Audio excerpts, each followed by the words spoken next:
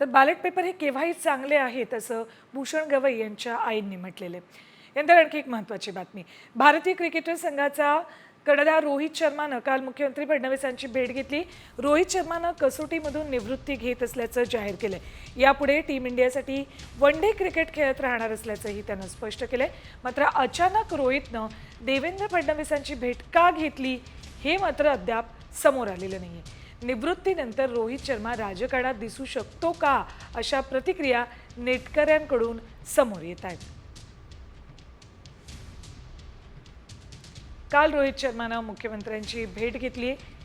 England कसोटी दौऱ्यापूर्वी रोहित शर्मानं taste क्रिकेटमधून निवृत्ती घेतली. वन डे मात्र खेळत राहणार असल्याचं सांगितलं. आणि या चर्चा थांबतात न थांबतात पुन्हा एकदा रोहित शर्मा चर्चेत आलाय, तो म्हणजे मुख्यमंत्री फडणवीसांच्या भेटीनं.